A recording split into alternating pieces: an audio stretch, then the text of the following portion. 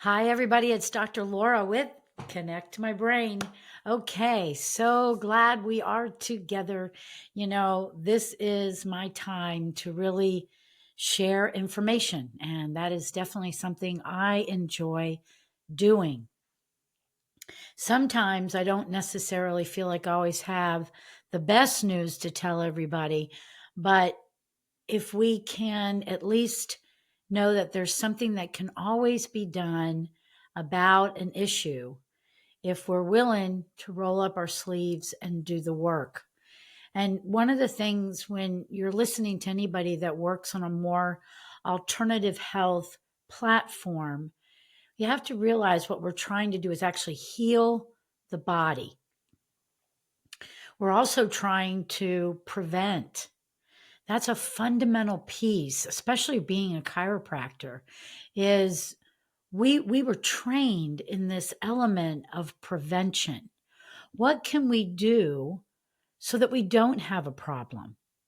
And that's always been one of my big conversations is we need to plan to have a baby. Now, that might be great if you're out there listening and you're thinking about having a baby. But we also have an audience that has a lot of issues with children that are already here or, that they've been trying lots of things. So we're going to address both. But always if you can plan something, wouldn't the outcome always be better? And sometimes I think we plan our trips more than we plan to have a baby. If you are listening and you are contemplating having a baby, you need about 2 years of preparation. 2 years to find out, first of all, what's in your bucket, what's your state of health, and what could you improve before that baby is conceived. That's a very big part. And if you are of the audience that already has your baby here or your child and they're struggling, you'll be able to go back and think about some red flags that maybe you even thought were red flags while you were pregnant. So tonight, and yes, it's dark here, so it might look kind of dark. But tonight, what I'm going to talk about is this idea of neuroimmune and why it is so important for us to pay attention to. And there's a lot of information that is now available that's really helping us understand why we are facing such issues with our children when it's really like 1 in 3 to 5 kids cannot learn as expected or are not developing as expected. The wave of autism started in the 80s, and those young people now are in their 30s. And so there was a lot of information over decades that has been studied. But we have this new label now. Children that were born after March 2020 are actually called pandemic babies, meaning that this group of children were impacted mainly from the health of the mother. So there was a study that looked at 250 kids, babies that were born to mothers that were positive for COVID-19. The babies were not infected. However, the inflammation in the mother could have led to neonatal effects and a spectrum of adverse neurobehavioral outcomes. Placenta inflammation and infection affect fetal neuroimmune and immune development. So this is one study that was done looking at the effect of mom having a virus. And that's all it is. It's a virus. But what happened was when mom is pregnant with that baby, that is the prime time when that baby's brain is developing. And anything that goes on, especially during pregnancy, can affect the neuronal circuits of the brain. And if you were to, maybe what I'll do too is just even share a screen of some different neuronal circuits so that you can understand what we're talking about when we talk about neural circuits. So I'm going to bring up a picture. Now, when a baby is growing inside of mom's womb, that is a wide open event for that brain coming together. And what is the first thing that we are asked when we get into our appointments and they ask us what? If we feel the baby moving. And that part means that the movement pieces are really important in wiring up the brain. And we want to pay attention to this because the movement piece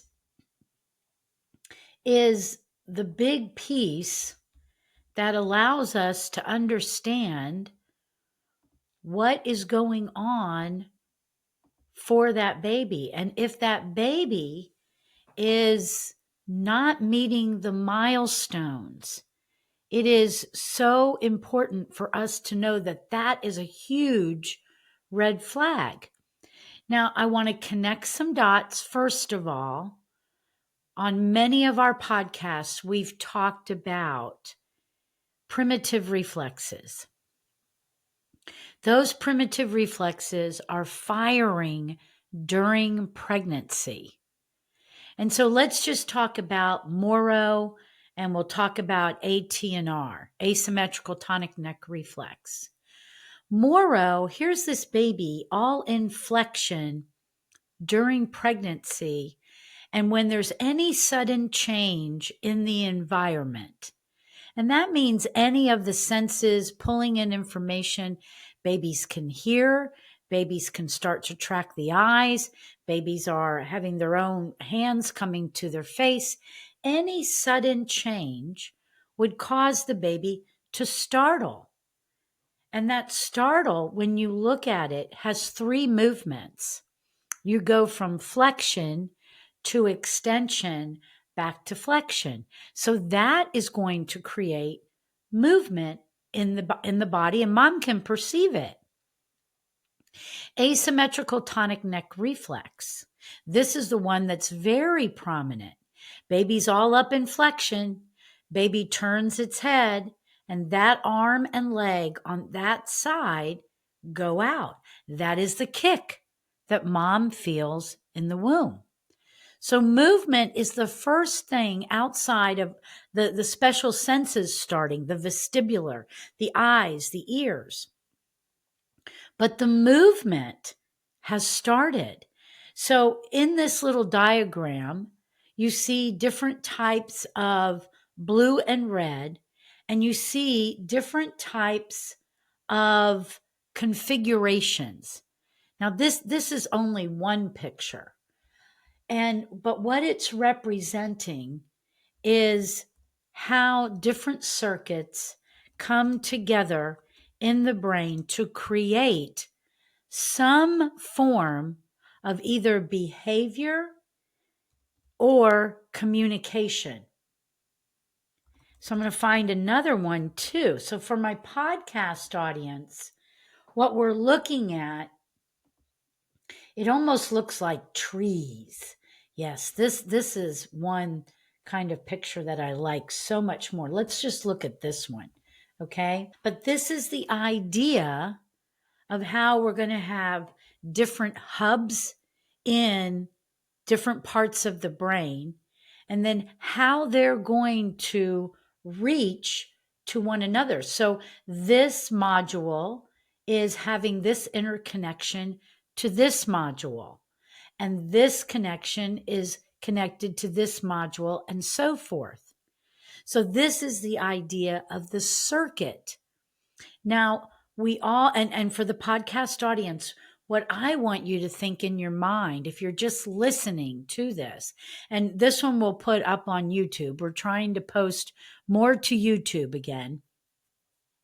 But what I'm trying to describe, do you remember tiddlywinks? And you would have like a wooden round circle with a bunch of holes in it, and you would put the sticks into the holes, and then you would connect it to something else, and sticks would come out of that and connect it to something else. And before you know it, you had some kind of abstract configuration.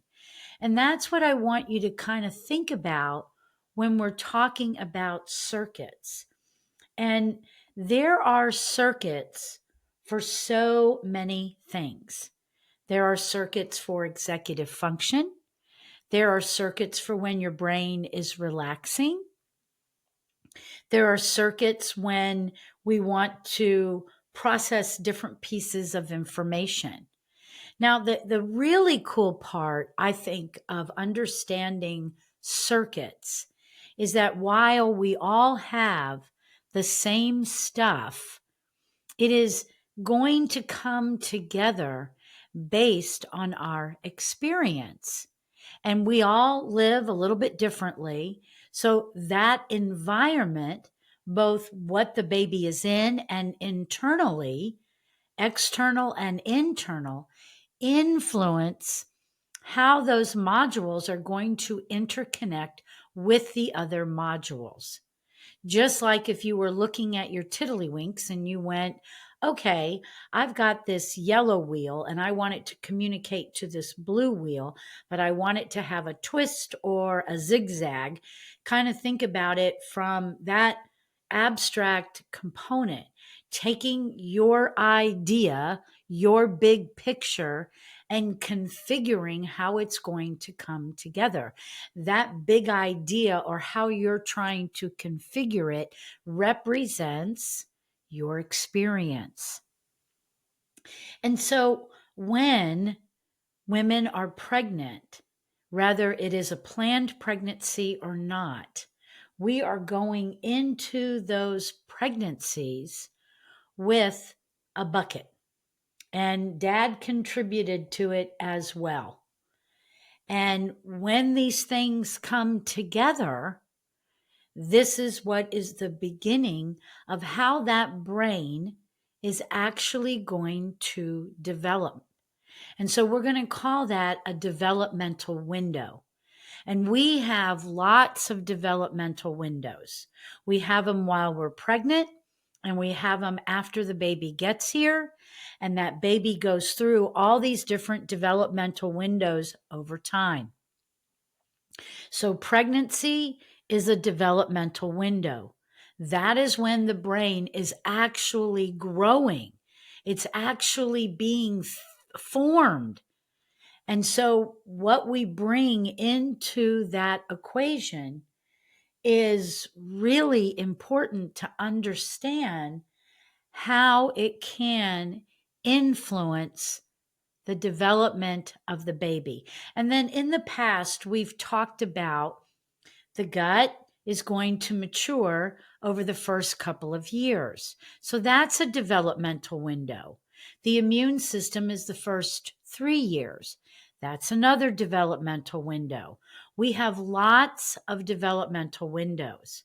And whatever is going on during the time of that window being developed is going to influence the outcome. So that's how we get the name neuroimmune. So whatever the immune system is doing, it is going to influence the neurology. And neurology is function of that whole person, everything that they're meant to do. And so when we look at some of these labels like autism, attention deficit, specific learning disorders, and even schizophrenia, I know that's a big, scary word, But there's research now that's really kind of looking at this timeline. The longer these immune insults go on, there could be some very long term detrimental impact on the function of the brain. And some of the characteristics that we see with any kind of neurodevelopmental delay, they're cognitive, like, is the baby meeting the milestone? What about social interaction?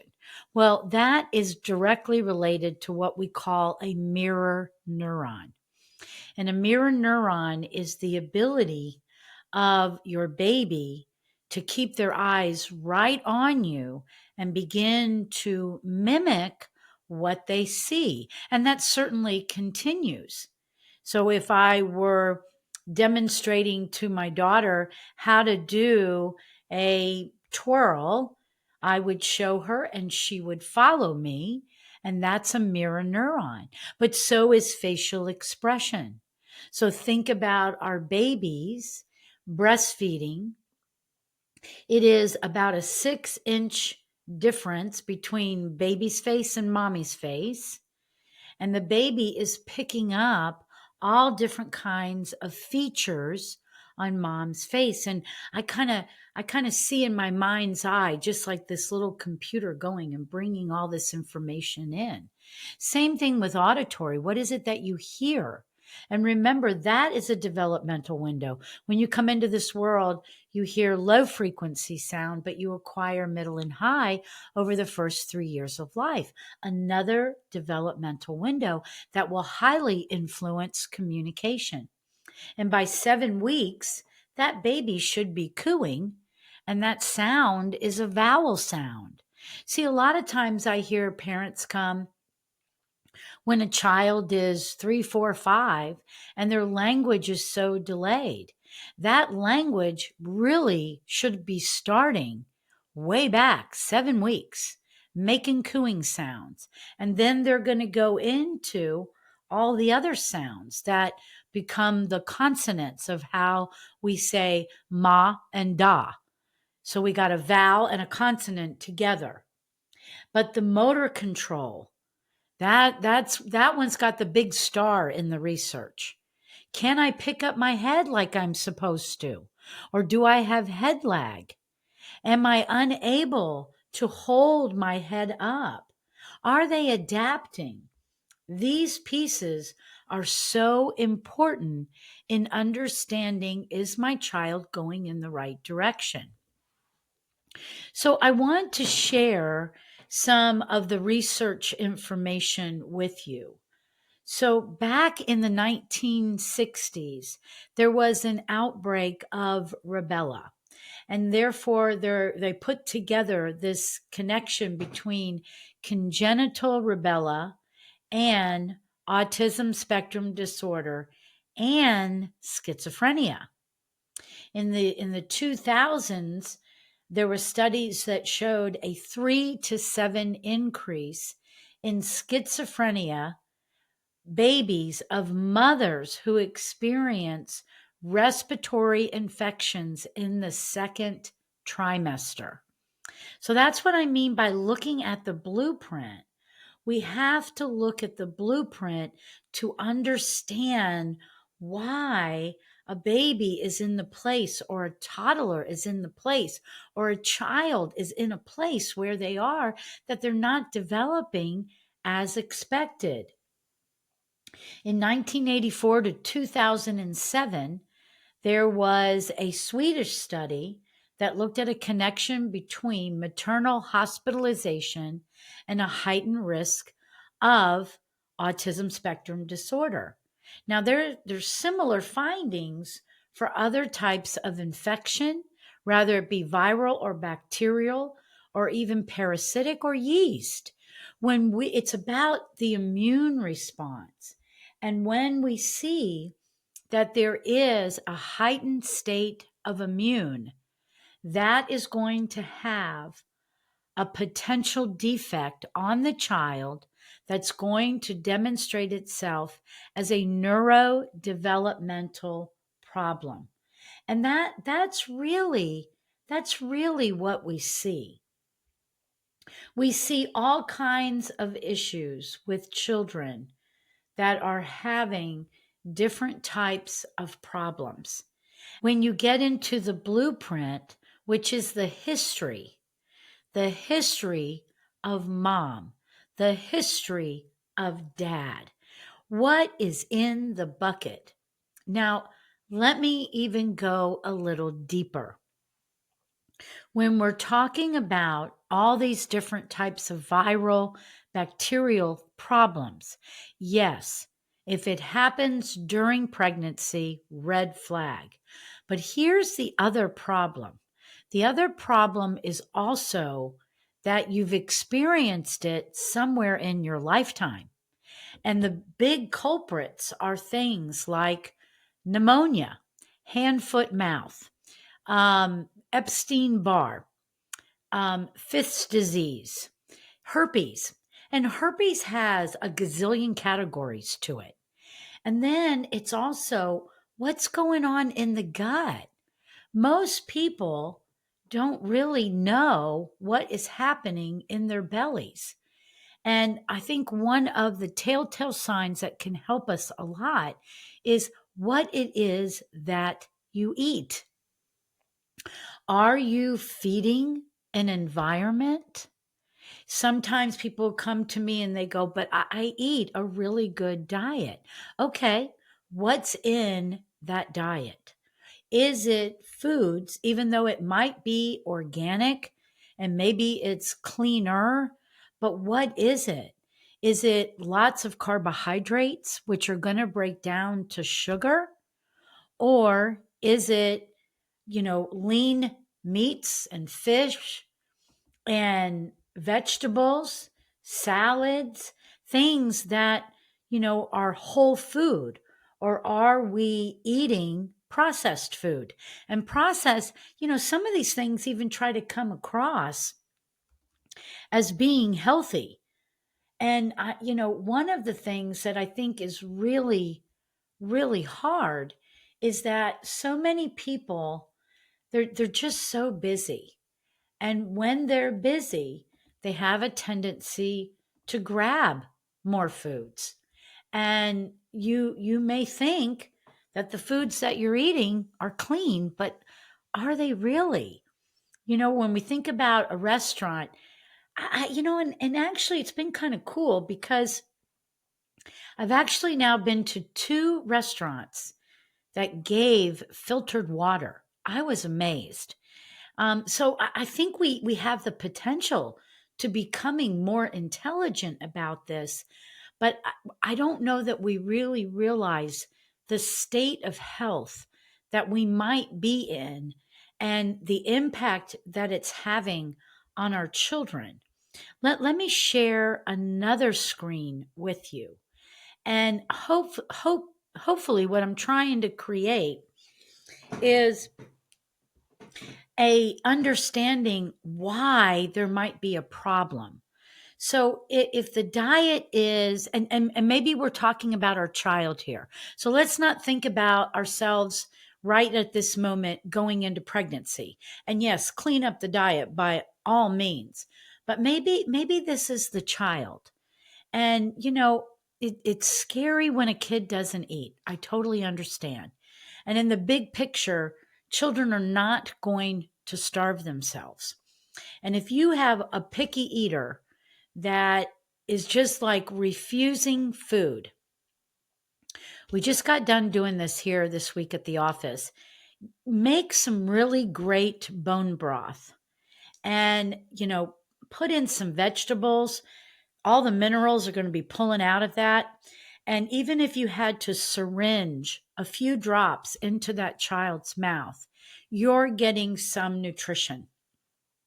If these kids are not getting food, they're not going to have any kind of fuel or power to do anything. And so that's at least one thing that you can do in a really sticky situation where your child isn't eating. But I'm always asking the question, why? So if your child has a tendency to only eat certain foods, and some of the big culprits are things like, something that's got a lot of flavor on top of it, but it's really sugar. Um, I was talking to a family, and the child was really into eating sushi. And I have a feeling, even though sushi's great, I have a feeling it's not the one that's just like brown rice, avocado, and that's it. I have a feeling it's the one with all the sauces on top, which really, that's sugar. Okay. And I am still amazed. I have to look at every package that I buy to make sure that there's no sugar in it. Every now and then I want to have a gluten-free hamburger bun. And I was at the store a couple of weeks ago, and the way they label everything, oh, it's gluten free, it's clean, it's this. But if you go and you look at the ingredients, cane sugar. And that's so that you'll eat it. And most restaurants put a lot of sugar in their foods.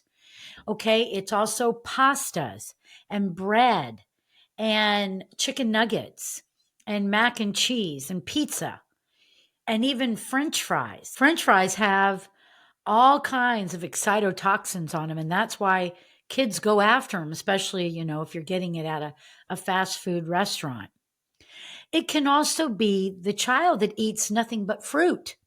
Fruit is sugar. So when we're in that state, what you're looking at, if you're watching the video, obviously, and then I'll explain it for the podcast audience, this is called a biofilm. And lots of times kids have very sick bellies. And that's one of the reasons why I like doing food sensitivity testing. Because when you see all the things that the child is reacting to, it's not that all those foods are unhealthy. It's just that their gut is unhealthy, so they're reacting to everything. But that helps you understand there is a state of ill health going on. And the first thing that has a tendency to happen is what we call dysbiosis, and the bacteria just gets all wonky. And maybe then the bacteria is in the wrong place and it's up in the small intestine instead of the large intestine. And the longer that this goes on, we have a tendency to create an ecosystem inside of the gut. And so this picture one, is called the attachment. And this is where all those bad guys, yeast, parasites, prescription medications, viruses, bacteria, they all come together and they begin to grow and they create their own ecosystem. Now, what makes them grow? Second stage. So now we've got the attachment, which looks like this little blob on a board, and then it grows, and then everything inside of it multiplies. Well, what makes it grow is what you eat. And this is also starting to drive the person to only eat breads, pasta, chicken nuggets, mac and cheese, pizza. They're literally feeding that environment. And then the third phase is the detachment phase. Now, what happens then is this thing opens up and it dumps into the body. And then it starts all over again. So we got 3 phases of biofilms, and this becomes a huge culprit now inside of the baby. So if we started at a deficit with mom and dad coming to the table with a bucket full of past viruses and bacteria and gut dyshealth and maybe some parasites and yeast, and now we're transferring our information into the baby, it's not only what's happening to the brain growth of the baby, but you're now setting that baby's immune system up for problems from the beginning. And what you will see at this time of detachment is that child's behavior will become very noticeable. And you might say to yourself, they were doing so well for a few weeks. And then they go back into whatever the things they go back into. So it creates cyclic like behavior.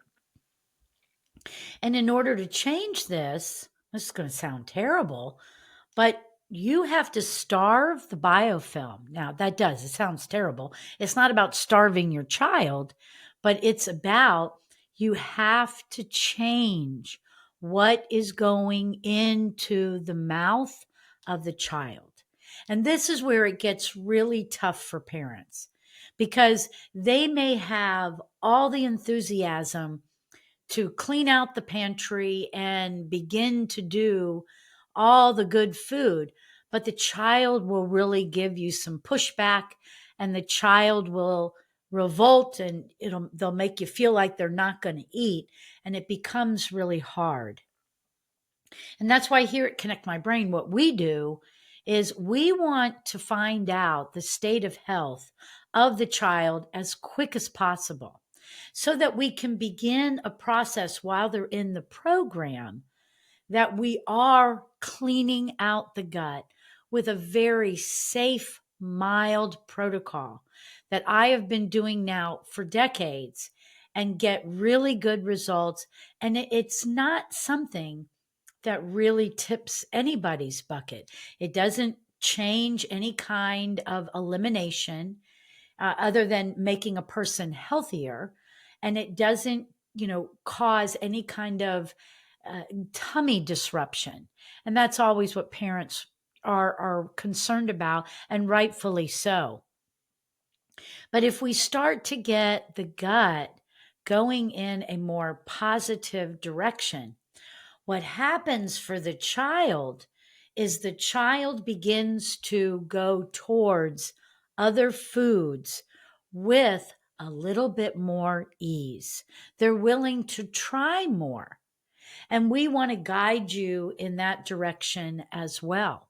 And today I have to say, I think it is much easier than it was years ago because we can take recipes and just then put how to swap out this for something else. And recipes come up all the time. So there is a lot more flexibility today than there used to be. Now, of course, the best option is that we start this out right before it ever becomes a problem. And that's why I'm started this podcast with it is so important to plan, because during that time of planning, you would be learning about yourself. You would be changing your diet. You would already be learning how to feed your baby once your baby gets here. And your state of health would improve. So your breast milk would be healthier, your body would be healthier, you would even have more endurance that's going to help you go through pregnancy as well as birth in a much more positive and happy direction. Now, you're the family that your kids are already here. So what do?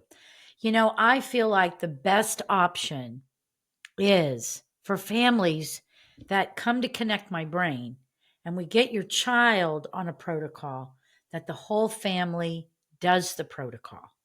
You will feel better. It's a very easy protocol.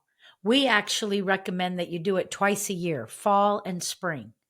Our bodies are starting to go through change right now in preparation for winter. So when we go through change, remember what we started with? The Moro reflex, any sudden change. What is your autonomic nervous system doing? But if you were to do the protocol with your child, first of all, a family that does this together, everybody gets really excited. Now, maybe you don't think that it's possible for you to come to Connect My Brain, but it is. We have families that travel in all the time to Connect My Brain. We also do lots of different remote options. In fact, I've been talking about this you know about the Jumpstart program, but we've actually started our parent membership. You can go over to connectmybrain.com and go to the CMB store, Connect My Brain store, CMB. And in there, you will see the list of remote services that we have available.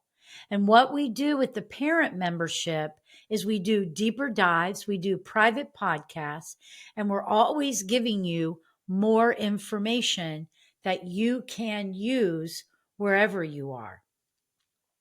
We truly believe that our community is the world. And that is why I got so excited when I was able to really launch this podcast. And I'm so grateful to my podcast manager, Marcy Page, because if I hadn't found her, we just wouldn't look as good as we look on our podcast. So I'm very grateful to having her because we have a very polished platform and we can get this information out so people can learn and people can then start making some changes that are going to change the outcome. Now, this particular topic has more layers to it. So this is only going to be the first, and it'll probably maybe one more or maybe two more, but I'll start off the next one with, okay, we're going to continue to connect the dots. What is going on in the brain when these babies' brains are being wired up? And why are we seeing what we're seeing? And our best way of changing an outcome is changing what we do. Okay, I'm going to wrap it up for this podcast. Thanks so much for tuning in. Be sure, if you're listening to the podcast, give me a review. I'm trying to get this information out there, and there's just so many of those algorithms that you have to try and meet so that the information has a longer arm and can reach more people, because that's really my passion, is to try to help my community, the world. Thanks for tuning in. Be blessed.